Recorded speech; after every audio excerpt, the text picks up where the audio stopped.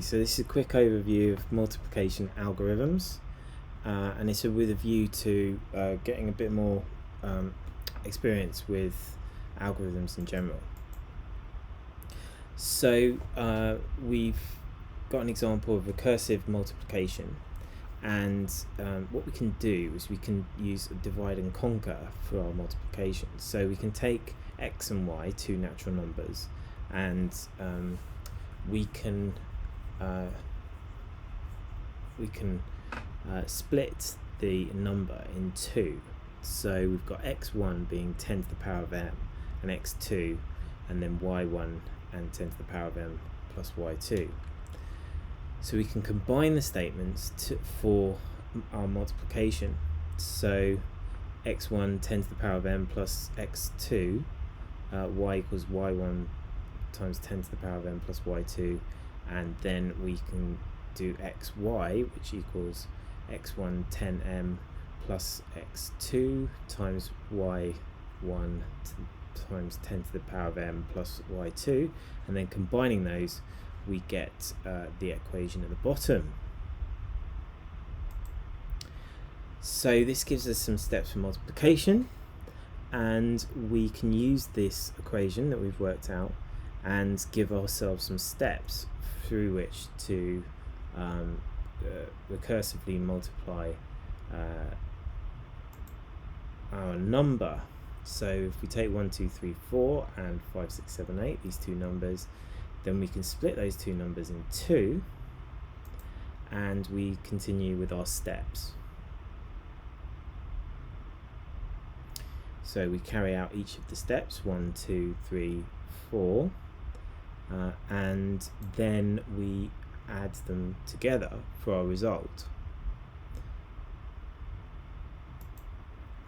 So we can see this in action with our recursive integer multiplication, so recint mult, and we have our 4 steps, and which we split into recursive calls to recint mult, and then we use our return statement to add the results together.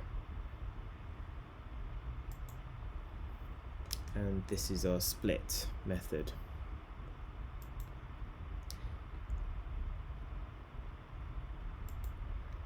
Now we can streamline this to a karatsuba algorithm.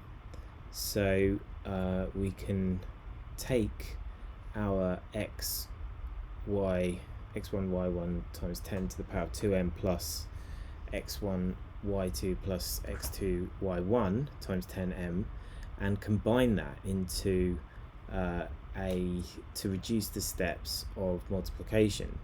So instead of having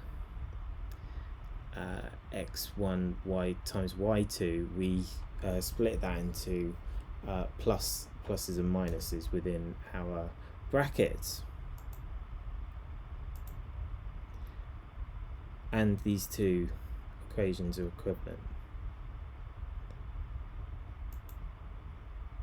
So this reduces our steps because we've taken away some of the multiplication, and this is the most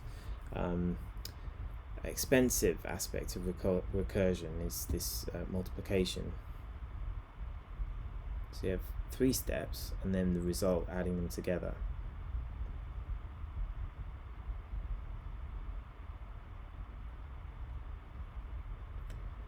So mult1, mult2 and mult3 all involve multiplications, but the point of the recursion is eventually for any length the formula can be used to break the multiplication to one sum of multiple one-digit multiplications. So we can see this in Java. x1 and y1 and x2 and y2, and the third step is x1 plus x2, y1 plus y2 minus mult1 minus mult2, and then we combine them with mult1 times the power of 10 to the length and mult3 times power of 10 and half the length plus mult2.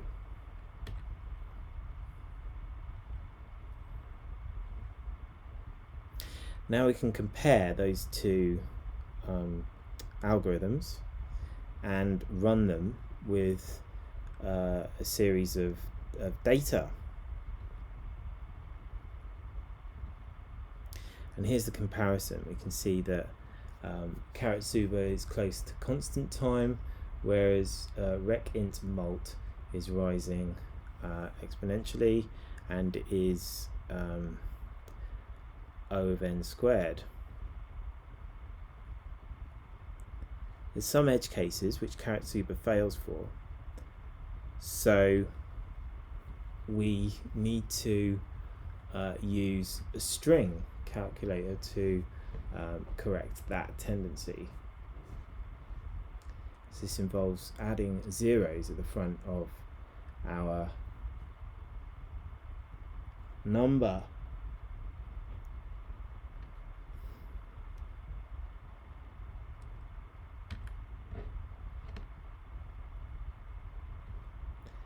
And we can see karatsuba and karatsuba string. Karatsuba string actually performs slightly better than karatsuba. So comparing karatsuba and recint mult shows different behaviours. Karatsuba grows a lot slower than recint mult, and karatsuba string both have the same behaviour in the limit. Karatsuba string is slightly faster and has some auxiliary methods, or karatsuba has some auxiliary methods to calculate the length of the numbers, which increases the amount of steps but doesn't change the behaviour. So we'll continue to look at algorithms in our next video.